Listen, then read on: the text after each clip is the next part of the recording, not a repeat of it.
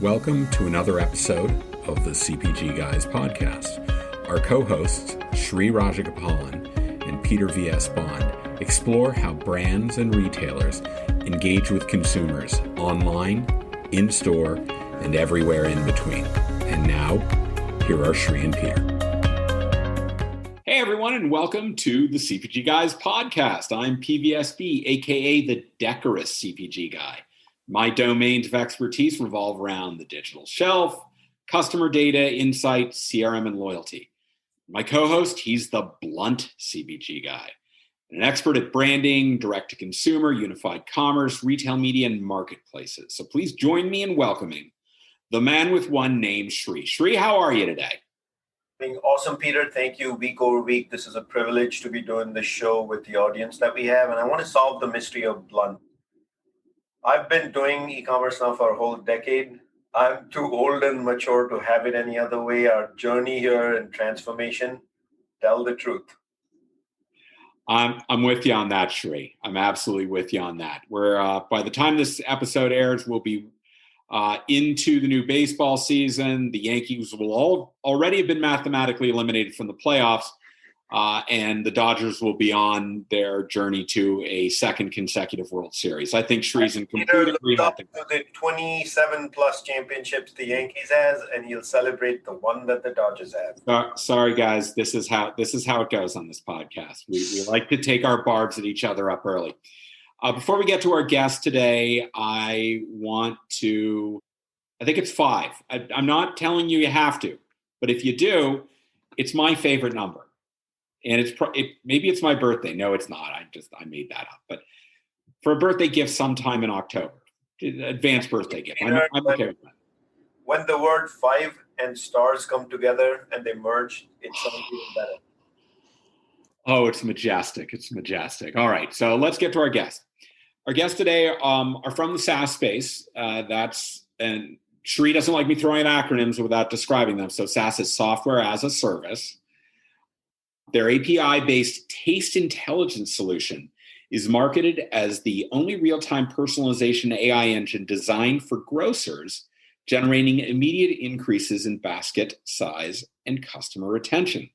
So joining us today from Halla are Spencer Price and Henry Michaelson, 2 of the founders. Spencer, Henry, welcome to the CPG Guys podcast. How you doing? Doing great. Thanks so much for having us. Excellent.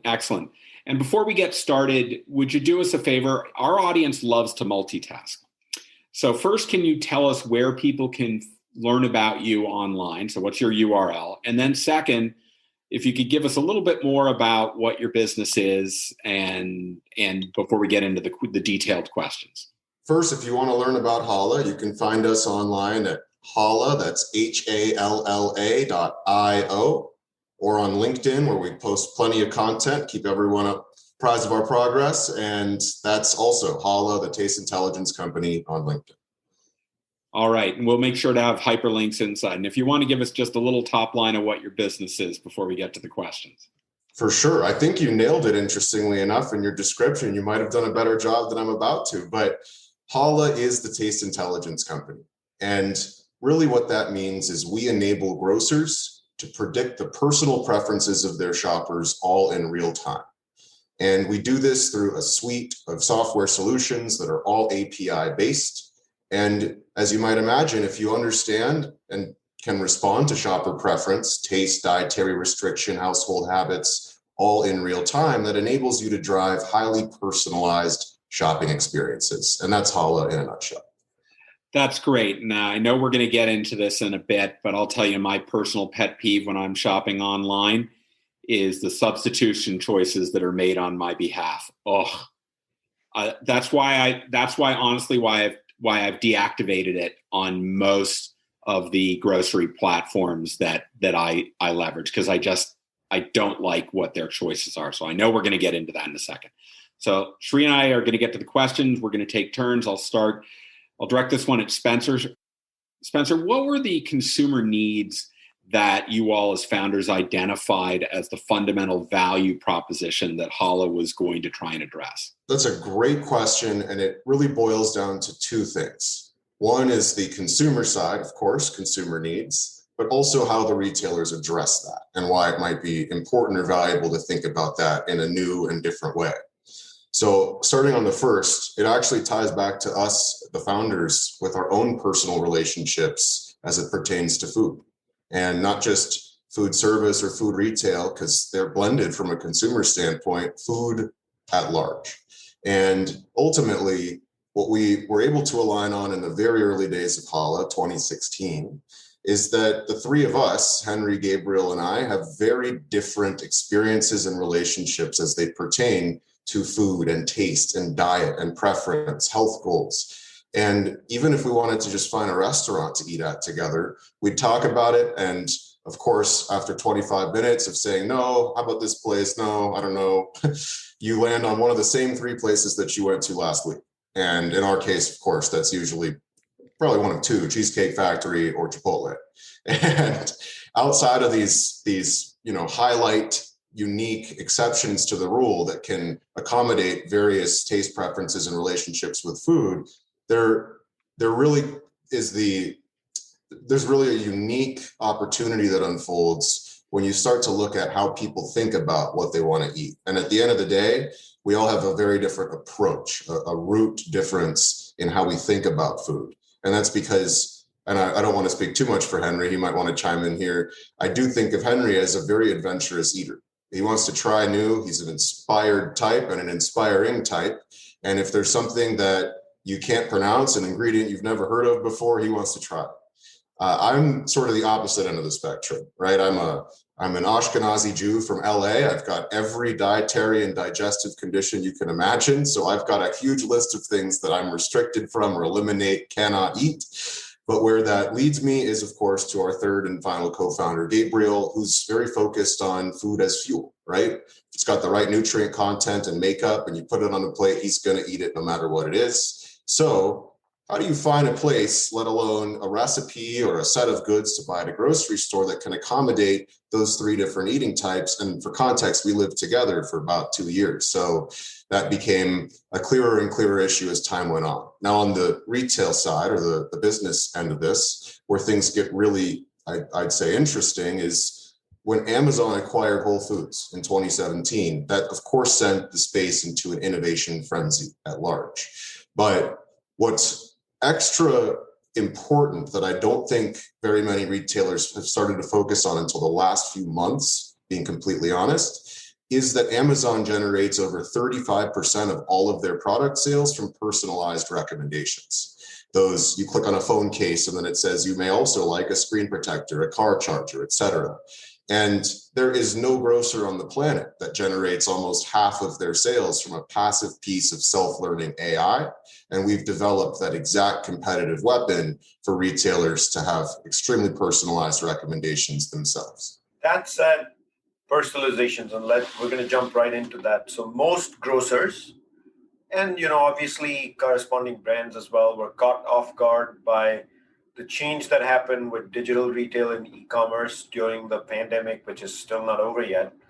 And now everyone understands that they have to drop huge investments to play catch up and actually have a great, proud digital shelf reflective of who they are as a brand, etc., when it comes to partnerships with retailers. How does what you do, personalization, play a role in satisfying consumer needs? I'd like to start this by doing kind of a thought experiment, which is, when you're deciding where you want to go and buy groceries, normally you would think about which place is closest to you. The distance and proximity of where the store is very important for you in deciding, do I go to this store or do I go to another? Now, kind of fundamentally, something has changed, which is now that all these grocers are online and they're all equally accessible because it's just from a URL, suddenly that traditional barrier is gone. And our thesis that we're banking on at Halla is that the experience of shopping needs to be the weapon that grocers need to use to drive a compelling and sticky experience. And so that means at the very basics, you have to make a good, convenient, robust online grocery shopping experience where you're not getting the wrong products, or you're not buying a rose and then getting rose oil face cream as your substitution. You have to start there. But I really believe that, personalization is going to go a lot deeper than just, suggesting products. It's going to use all of the rich attributes that are involved in food. It's going to understand the human decision-making process of putting things together to make a recipe. It's going to take all that together and drive an experience that inspires creativity, that really makes online grocery shopping delightful. And I believe that right now, we're going to see many grocers kind of approaching the Amazon paradigm, the classic e-commerce grocery site. But I do believe over time, they're going to start diverging. And it's going to be largely driven by tech, because there's one huge innovation that you now have, which is when you go to a store, they can optimize a store for, the average person in that area, but it's pretty hard for them to optimize the store for me. But now when I go online on a website, the whole thing can be changed and be dynamic just based on what the consumer ID is. And that is a huge change. And it's going to have to spawn new types of technology, session-based recommendations that actually look inside of your current trip, not just the sum total of everything you've ever done, to really give the next generation experience. But to directly answer your question, personalization right now plays a fundamental role. Bad personalization has shoppers leave your platform. If you're not getting the substitutions that work for you, if your searches don't make sense, if your e-commerce experience isn't working, then, that's kind of the table stakes now. But I do believe over time, it's only going to become more and more important. And it's about differentiating with your personalization. One of the things that come to mind when you say personalization, and you just gave the example of the store not having been built for individual personalization versus mass scale personalization, I think about impulse categories. Chips is one of them, chewing gum is another one, but there are several impulse categories. Breath mints could be another one. The one thing that has always racked my brain is, as AI and platforms like these come into the digital shopping model, and would they also personalize impulse at the point of purchase? Thoughts, guys? I also believe that part of impulse is that, chips are something that have a very easy schema for how you would use them. You take chips, maybe at a max, you add salsa to them, and then you have a snackable thing. That's why it's so good for an impulse purchase. And the same way that when you're checking out, there's a candy bar. You really don't put anything onto the candy bar. It's like a self-contained unit, which helps it become an impulse. But I'm excited to see also what new things become impulse purchases when everything's done online. When you're about to check out and it says, hey, this meal that you usually make, you haven't bought anything for it, you just want to add everything there to your cart, suddenly that can become an impulse, where I think we're starting to change the definition of what it is. A lot more things will be impulsable. So Spencer, back to my statement before we started getting into the questions. I'm so disappointed with the substitutions that have been afforded me over the breadth of my e-commerce grocery shopping experience, particularly on the consumable side. I'm willing to take some substitutions on household cleaning agents and things, but particularly for food products, it's gotten so disappointing that I've just deactivated it on my e-commerce platforms. And I can't imagine I'm the only person who's experienced this. What role do you play in helping grocers prevent what we'll call substitution failure? I think it's an excellent question. And first, I'd just like to say, I definitely don't blame you. Turning them off, disabling them, probably not at all uncommon. And if we had some metrics that we could actually read into there, it'd probably be not very surprising to see just how many shoppers find themselves in the same set of feelings. So there are a few factors at play, but to cut to the chase, I think the most important piece when it comes to how Halla thinks about substitutions is we're really focused on taste. And when we think of taste and talk about taste intelligence, What that means isn't as literal or tangible or material as the taste buds on your tongue, because taste is so much more than that. It's as roughly as abstract as it sounds, taste intelligence. Really, taste is where we think of desire intersecting with behavior. And that's not something that we think of retailers as modeling historically. We think of CPGs as modeling those sorts of things. And when the retailer is the one that's put in the position of needing to surface an alternative, a substitute to a product that's out of stock or wasn't able to be found, et cetera, what happens is they are naturally going to have a bias toward their goals as a retailer, which above all else is in merchandising. And that means if they've got private label brands or products that could be substituted or higher margin items, they generally are going to lean in that direction, even if it's less likely that you're going to actually act on the substitution. Where Halla comes in is just to find the best possible substitution given the out of stock product and your specific behaviors. And really what that means is your intent, right? Are you looking for, if you look for grape tomatoes, and it happens to be out of stock, I would argue that tomatoes, maybe even heirloom tomatoes, are a better substitution than grapes. But data science is, at its core, is going to read into that text without understanding, as Henry pointed to a minute ago, what grape tomato means. And at the end of the day, that's where our taste intelligence comes in, because what we're trying to do is make sure that we're able to derive meaning out of the user's intent, not just something as simple as what's it say. And so ultimately that lands in an area of opportunity that we think is really strong and creates much better, more resonant substitutions than, for example, surfacing the store brand tissues when they're out of stock on toilet paper, which is something that tends to happen. So that's how we tend to look at substitutions. And we do believe that over the coming many months, many more retailers will begin to adopt third-party solutions or this approach themselves, simply because consumers would rather, they'd rather make their consumers happy, and consumers would rather have any good substitution than just any substitution at all. So that's how Halla thinks about subs. Thank you for that. Substitutions. Now I will actually actively look out in my next grocery order for substitutions. So I'd love, with the pandemic, one of the areas for families has been looking into meal kits as a result of meal planning.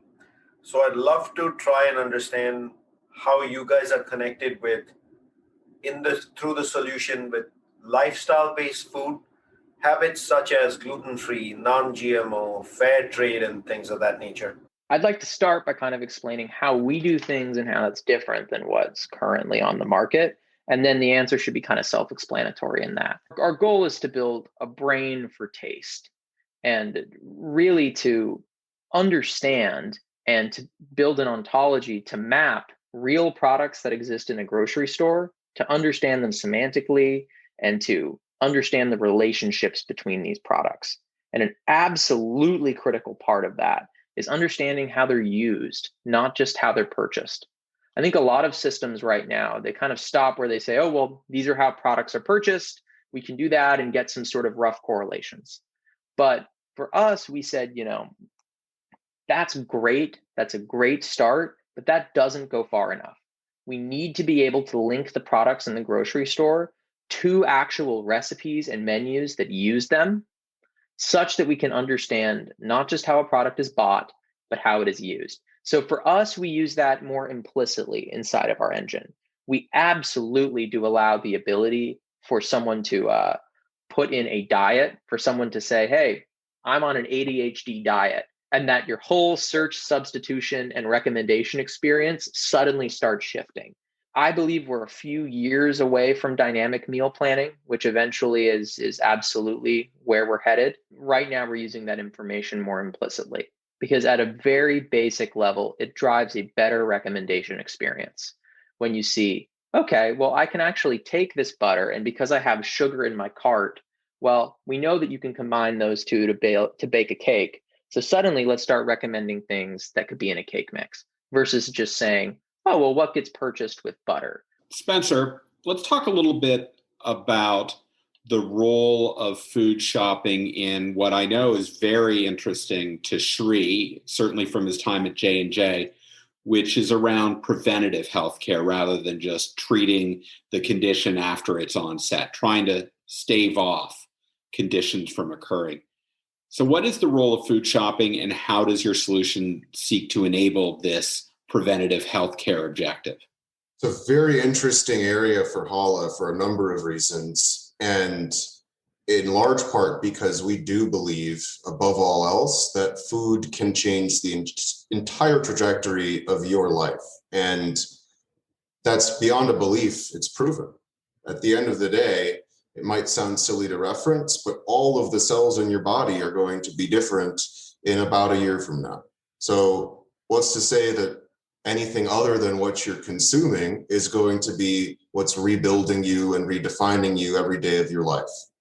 And the way that Halla likes to think about preventative healthcare, as far as food is concerned, really boils down to each individual user or shopper or consumer and their goals. Because at the end of the day, we think it is imperative that we tease out the specific ambitions based on a given shopper's behavior that it seems that they're striving for, instead of trying to impose a rule-based or parameter-oriented set of healthy directions, because health is very different for different people. And really what that means is, for someone like me, who has a set of 19 specific foods that I have to eliminate and can never eat, otherwise I suffer, what happens is I don't want to have to indicate that every time I go shopping. I don't want to have to plug in 19 foods and filter them out. Not to mention the fact that there isn't an engine on any retailer site that I know of that allows for that. But Halla, in the coming many months, will be enabling retailers to do exactly that. So users can not just indicate, but specifically limit what's going to be appearing in each aisle or category that they select and in any search that they generate. So ultimately, I don't want to be seeing anything with those 19 foods. And whether that's through user intent and directed experience is one path forward. But today, that's all just baked into the back end, because I never purchase any product that even has that in its ingredients. Any one of those 19 foods, the engine's able to tease that out and respond and make suggested personalized recommendations accordingly. And that's obviously one type of way of looking at health, because I'm trying to prevent myself from any further suffering and also make sure that I'm eating the things that are best for me. However, if there's a specific type of diet or disease or chronic condition, while we do monitor dozens of these various elements and attributes associated with a given product or user behavior, what I would say is worth noting is a partnership that Halla has with another company called EatID. And EatID enables us to leverage health intelligence on top of taste intelligence, so that we can fit into over 100 different chronic conditions and diseases as specific as arthritis and ADD, where there are foods that would benefit you. And of course, layering that with taste and knowing what you do and don't like to eat, and where you might have other limitations or restrictions, not to mention the 400 plus allergens and sensitivities that are tracked. Those reactivities combined with chronic conditions and diet types all add up to a really holistic view that provides the shopper with the control to make healthier habits over time. And I would love to just jump on that real quick and just say that earlier on, we talked about personalization playing a role. I strongly believe that the grocery industry has learned to solve the problems that it's faced for a long time, given the constraints of actually shipping products into a physical store. I believe that now that the battleground is changing, because now grocery is hooked into the tech economy, which is rapidly innovating, from voice search to having your website be your grocer now, to putting that on a phone app, to eventually having, your fridge be able to replenish itself on its own. The battleground is quickly changing. And as Spencer said with healthcare, this just enables so many new questions that need to have answers health is definitely at the top of the list, because if we ate healthier, slash, even as a prerequisite, if we were able to define health to the individual, which is a very important and tough prerequisite question, it would really change the world. Henry, if we're going to have meaningful personalization, and that's a lot of my background, I spent 4 years working at dunnhumby on Kroger and 3 at CVS, making those register receipts as long as possible. You need to have a very effective decision algorithm. So what are, from your perspective, the essential value and complexity elements that will make a decision engine deliver the best personalization? I would start by saying you need to understand the battleground that you're playing in, because before it used to be maybe just after a purchase, you're then making a prediction, which then might be acted on or might not be, but it might be acted on at some point in the future. Now that's changing now, because suddenly, let's say you have a recommender system that's hooked into your website. Well, now it gets to see everything that's been recommended, everything that you've clicked on, and that is real-time feedback. So the starting thing for your decision algorithm is, there's like classic collaborative filtering algorithms, which are pretty good when you're giving them a lot of data and you're asking them, or you're using a clustering algorithm to segment different consumers into different groups. That's good for the typical constraints that faced a brick and mortar store. But I strongly believe that as tech goes inside the grocery store, session-based recommender systems are going to become very important. So what I mean by that is some type of system that's able to take real-time input in, and particularly a time series. So that means a bunch of ordered events that are happening very quickly. And they're able to use that information to then deliver hyper-tuned recommendations for that individual at that given time. So for example, there's been a new advent in recommender systems using deep learning for recommendations. Now, deep learning is a pretty incredible type of technology, because instead of manually putting in the rules and manually putting in the human heuristics that we as a species have learned over the past 50 years, we're letting the computer figure it out on its own from data. And specifically, there is a type of deep learning system called the recurrent neural network that is very good at understanding patterns in large amounts of time series data. So I would say that that is definitely an important approach, but that's kind of the decision engine. But I do just want to stress that at Halla, that's definitely a huge part of our focus. But any engine's only as good as the data that you put into it.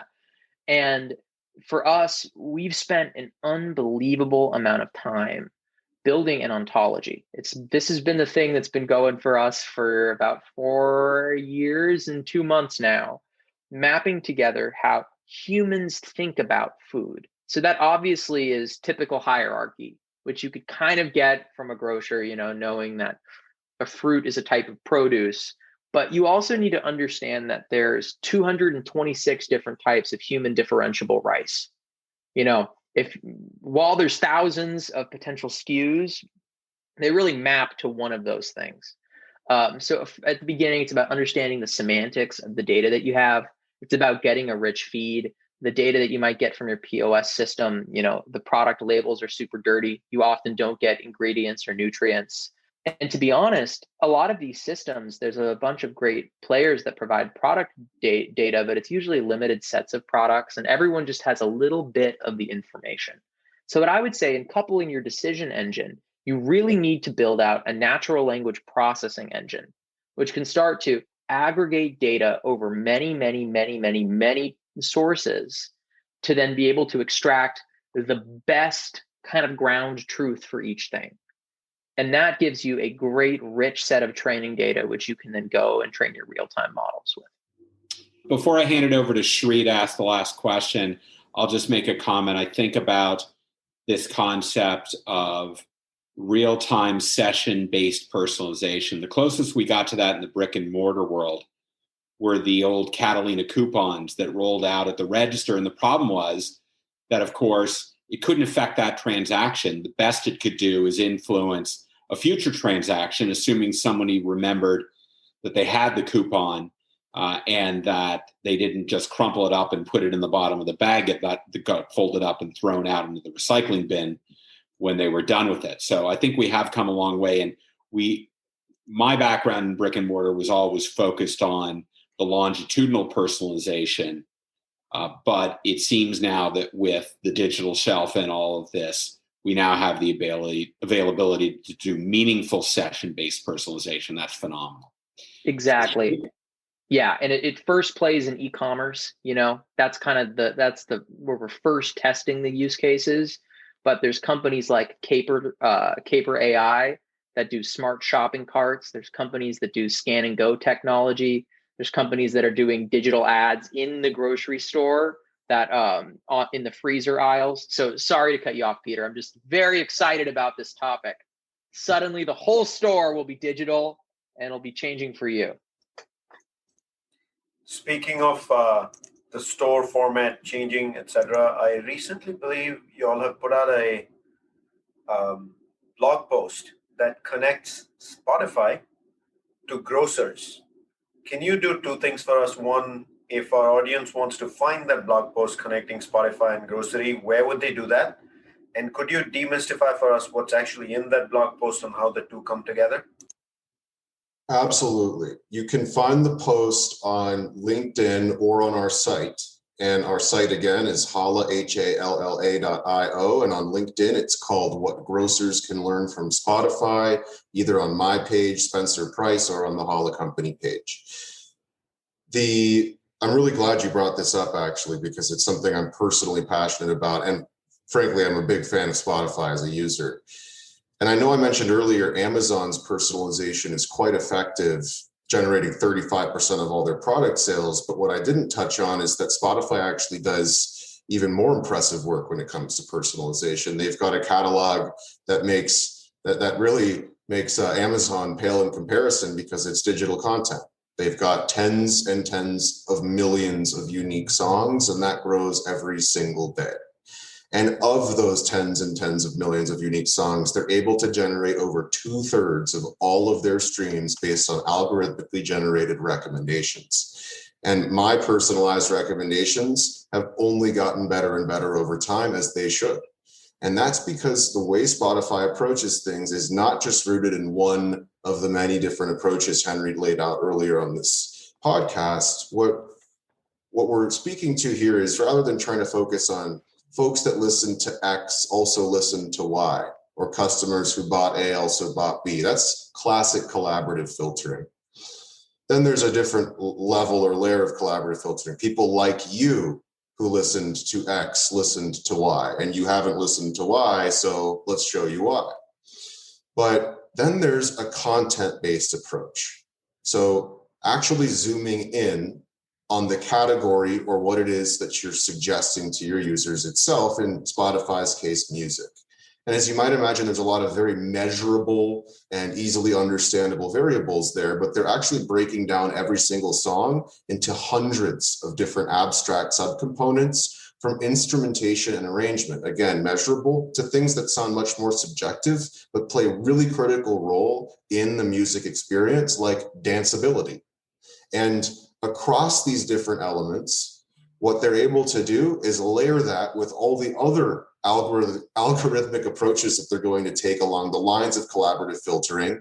And together you have what we'd look at as probably closer to an ensemble learning approach to power really personalized music recommendations. And the reason that this is so important for grocers to understand is because by taking a domain-specific approach, zooming in on your vertical, goods in the supermarket, what you're able to do is actually have a very similar breakout of all these various subcomponents at an abstract level. And we don't expect grocers to do that themselves. That's why we encourage them to reach out to Halla. But at the end of the day, we're monitoring things that you could think of as parallels to instrumentation and arrangement, like taste and texture. And then those things that get a bit more subjective, like danceability, also parallel over to things like spicy, right? The level of spice of the given good. So there are lots of good learnings and parallels, despite the fact that it's digital streamable content versus physical consumable goods, because you're able to actually monitor attributes and characteristics that are scalar and different for different people, not just specific to one good because there are so many rules and parameters set around it. And that is the unique value that Spotify can bring to a learning conversation in any grocery product team, UX team, personalization team, e-commerce, you name it. I think Spotify is a good example to take after. Well, at the CPG Guys podcast, we are big fans of Spotify. They are the second most popular platform among all the listeners in our audience. So we are happy to know that Spotify is contributing to a better music experience and can teach grocers how to create a better customer shopping experience. That our content, be it our various series on e-commerce profitability, women's leadership, retailers, or founders, including an episode like this, all that content, it's very inexpensive. In fact, it's free. Just go to cpgguys.com and you can find that, and you can find things like our favorite podcast that we listen to when we're not recording our own podcast. In any event, we also want your feedback. We want you to help drive the direction of this podcast, what we talk about, who we talk to.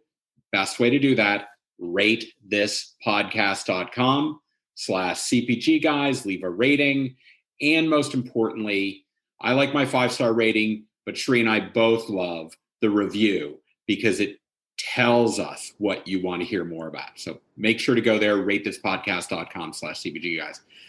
Spencer, Henry, this has been a really great conversation. We're going to put a link to your site and to specifically the blog post and the liner notes that we publish. So if you're listening to this episode, you don't have to go look it up. Just open up the podcast, click on the description of this episode, and you'll see the hyperlinks there. So thank you so much for joining us. This was very educational. I know our audience is going to like this a lot. Thanks so much for having us. This was a blast. Yeah, Absolutely. Thank you all. And Shri, I don't know about you. I thought we had another really great educational podcast to teach people about how technology can enable the customer experience for the better. AI and technology and personalized shopping, always a fun conversation. Absolutely. So thanks to our audience for joining us, and we look forward to talking with you on the next episode of the CPG Guys podcast.